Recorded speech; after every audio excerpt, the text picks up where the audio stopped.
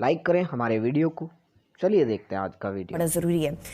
भारत की तरफ से अब एक प्रोवोकेटिव रवैया रखा जा रहा है जिसके अंदर वो ना सिर्फ इंडियन ऑक्यूपाइड कश्मीर बल्कि आज़ाद जम्मू और कश्मीर और उसके साथ साथ गिलगित बल्तिस्तान की तरफ भी मैली निगाह से देखना शुरू कर गया। आपको याद होगा कि 5 अगस्त के बाद से ही इस तरह की आवाज़ें उनकी पब्लिक की तरफ से बुलंद होना स्टार्ट हो गई थी जो कंप्लीट एक्सट्रीमिज्म के माइंडसेट को लिए हुए हैं। ऐसी सूरत हाल में आज़ाद जम्मू और कश्मीर के हवाले से, गिलगित बल्तिस्तान के हवाले से जो अभी रीसेंट पास्ट में इंडिया की तरफ से स्टेटमेंट्स आ रही हैं, आप उनको किस तरह से देखते हैं? देखिए, पहले जो है हिंदुओं और हिंदुस्तान, हिंदुओं और राष्ट्रीय स्वयंसेवक संघ और बीजेपी को अलग अलग कीजिए, क्योंकि हिंदुओं की बड़ी तादाद है, 1 बिलियन के करीब हैं। ये सारे के सारे फस्ताई नहीं हैं, ये सारे के सारे आरएसएस के मानने वाले नहीं हैं, उसके पीछे चलने वाले नहीं हैं। ये जो कुछ वहशी पागल इंतहा पसंद लोग हैं, इन्होंने अपने आप को जो है पूरे हिंदुस्तान के ऊपर मुसल्लत कर लिया है। 2-4 दिन पहले जो है इनके जो आर्मी चीफ और उसके इंटेलिजेंस चीफ और उसके इनके जो सियासी बॉसेस हैं, ये सारे के सारे मिले हैं, नेशनल सिक्योरिटी एडवाइज़र इंक्लूडेड। तो उन्होंने एक मंसूबा बनाया है। उन्होंने ये इल्ज़ाम लगाना शुरू कर दिया है कि जो नई तंजीमें वहाँ बन रही हैं मखसूसा जम्मू कश्मीर में मज़ाहमत के लिए, वो पाकिस्तान बनवा रहा है। गए आज़ाद कश्मीर में हमने लॉन्च पैड्स बनाए हुए हैं, हम यहाँ से दहशतगर्द भेजेंगे। और फिर ये कह रहे हैं, यहाँ तक कि उन्होंने कहा है कि जो कोविड-19 के पेशेंट्स हैं वो हम जंगबंदी लाइन के उस पार भेज रहे हैं, यानी जो लाइन ऑफ कंट्रोल है उसके उस पार भेज रहे हैं। इस किस्म के मज़हब का खेज़ भी इल्ज़ामात लगाते हैं। लेकिन ये वाज़े हो रहा है, जैसे फिर उन्होंने जो है गिलगित बल्तिस्तान और आज़ाद कश्मीर जो है उसको मौसमी नशियात में शामिल कर लिया, ये तासुर देने के लिए कि ये इलाक़े हिंदुस्तान का हिस्सा है। हिंदुस्तान तो मैं इसमें ये मुकम्मल कर लूँ तो उसमें इस वक्त 3-4 पॉसिबिलिटीज़ हैं। नंबर 1, वो एक फॉल्स फ्लैग ऑपरेशन की तैयारी कर रहे हैं। नंबर 2, वो पूरे पाकिस्तान में, पाकिस्तान के मुख्तलिफ हिस्सों में दरपर्दा जंग जिसे प्रॉक्सी वॉर कर रहे हैं उसकी रफ्तार को तेज़ तर कर रहे हैं। तीसरा ये है कि वो पाकिस्तान में इंतशार पैदा करने के लिए उन्होंने एक हिकमत अमली वज़ह की है जिसमें लोगों को आपस में लड़ाने की कोशिश करेंगे, और उसको कहते हैं हाइब्रिड वॉरफेयर जो है। और फिर यह है कि आज़ाद कश्मीर और गिलगित बल्तिस्तान भी महफूज नहीं है। बार बार वो धमकी दे चुका है कि वो हमला भी कर सकता है किसी किस्म का, यानी कोविड-19 की वजह से हिंदुस्तान में किसी किस्म की कोई नरमदिली नहीं आई। प्रेसिडेंट साहब, ये जो वेदर फोरकास्ट की बात है, भारत ने एक शरपसंदी वाले अनासर तो मौजूद हैं, हमेशा से मौजूद रहा है अनफॉर्चुनेटली। पाकिस्तान के यहाँ की साइड पर LOC के इस पार आज़ाद जम्मू कश्मीर और गिलगित बल्तिस्तान के वेदर फोरकास्ट अपने चैनल्स पर नशर करना शुरू कर दी है। क्या भारत ये पैगाम देना चाह रहा है कि जल्द ही हम जंग की तरफ बढ़ रहे हैं, या आप इसको सिर्फ शरपसंदी के तौर पर ही लेते हैं? शरपसंदी नहीं है, ये उनके एक मंसूबे का हिस्सा है। उन्होंने ये ऐलानात जो है 31 अक्टूबर 2019 को किए थे। उन्होंने ये किया कि उन्होंने नए जाली नक्शे जारी किए थे, और उन्होंने ये जो गिलगित बल्तिस्तान है और आज़ाद कश्मीर को हिंदुस्तान की रियासत का हिस्सा दिखा दिया था। आखिरी सवाल, भारत ने जिस तरीके से 5 अगस्त की कार्रवाई की और उसके बाद इंडियन ऑक्यूपाइड कश्मीर को अपना हिस्सा बना लिया, बहुत सारे लोग पाकिस्तान के अंदर कहते हैं कि अब वक्त आ गया है कि आज़ाद जम्मू और कश्मीर को और गिलगित बल्तिस्तान को भी पाकिस्तान अपना हिस्सा डिक्लेयर कर दे। क्या ये सही होगा या ये कश्मीर कॉज को हार्म करेगा? देखिए, इसमें कश्मीरियों की राय शामिल करना बहुत ज़रूरी है, वो आज़ाद कश्मीर के, गिलगित बल्तिस्तान के और उसके बाद मकबूजा जम्मू और कश्मीर के। कि हमारी जो गवर्नमेंट है ना, उसकी भी जो पॉलिसीज़ हैं उसमें भी कोई ट्रांसपेरेंसी नहीं है। एक तरफ तो वो इंडिया को खुश करने के लिए आप करतारपुर कॉरिडोर खोलते हैं, जिस वक्त आपने इंडिया के साथ you have to be firm with India, you have to be tough with India, और वहाँ पे आप उसको अपीज़ करने की कोशिश करते हैं। फिर आप आके असेंबली में आप इंडिया के खिलाफ बयानबाजी भी करते हैं। ठीक है, आप देखें ओवरऑल गवर्नमेंट के रडार से भी कश्मीर आउट है। ठीक है, जो हमारा मीडिया है उसके रडार से भी कश्मीर आउट है। ठीक है, उसकी क्या भी वजूहत है, लेकिन आपको जो नेशनल जो डिबेट और डिस्कोर्स है उसमें थोड़ा सा पीछे हो गया है, तो हमें इस चीज को जिंदा रखना है। मेरा सवाल यह है कि अमेरिका को जो तशवीश हुई उसमें वाकई रियल तशवीश आपको कितनी नजर आ रही है?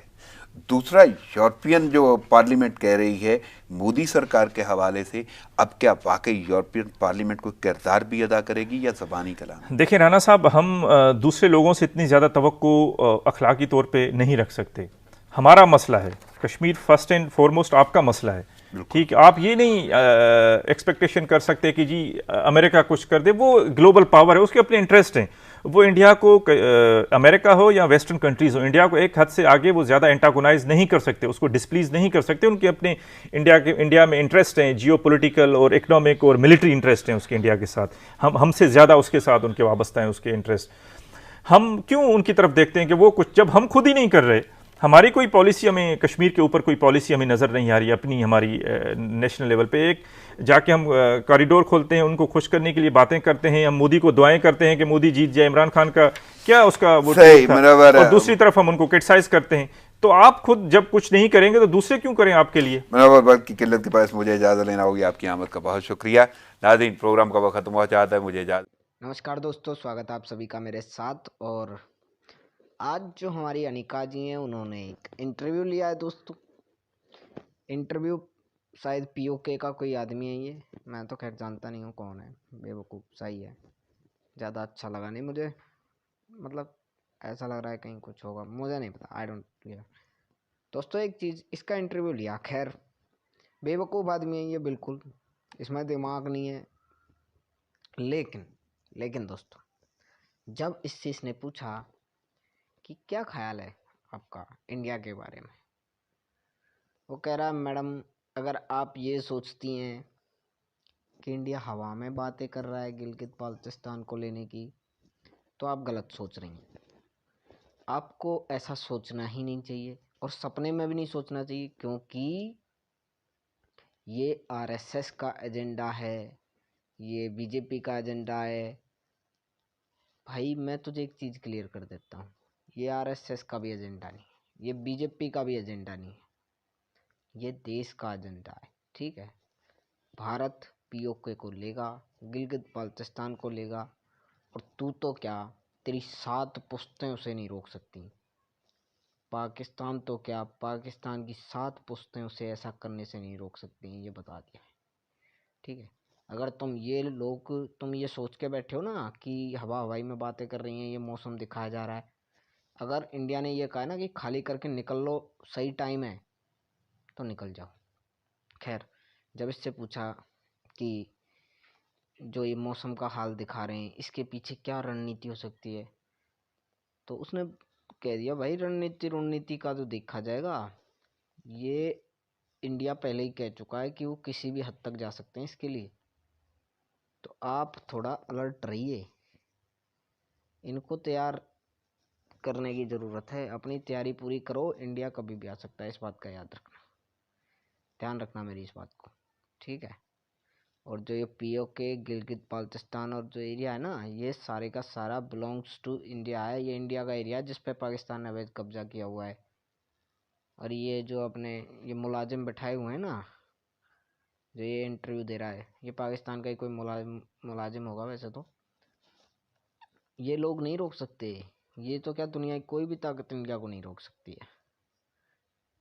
दूसरे वीडियो में अगर बात करें दोस्तों, तो वो कहता है कि इंडिया को लेके जो पाकिस्तान की पॉलिसी है वो ट्रांसपेरेंट नहीं है, और फिर वो कहता है कि एक टाइम जब इमरान खान ने ही तो दुआ की थी कि मोदी अच्छा आदमी है, इसको दोबारा जीत के आना चाहिए, अब वो आ गया, तो भाई क्या कर सकते हैं। इमरान खान ने यार दुआ की थी तो भारत के लोगों ने सुन ली उसकी, मोदी को दोबारा बना दिया।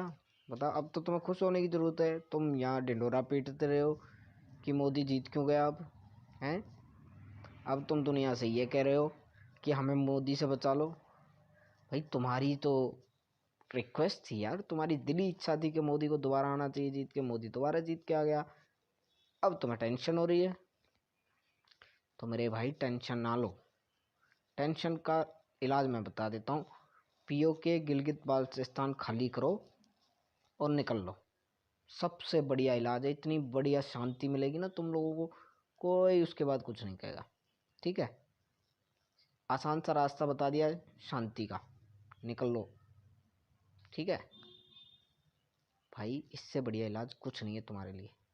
दोस्तों आपको ये वीडियो कैसा लगा आप मुझे बताइए कमेंट सेक्शन में। मैं मिलता हूँ अगले वीडियो में, तब तक के लिए नमस्कार, धन्यवाद, थैंक यू वेरी मच दोस्तों।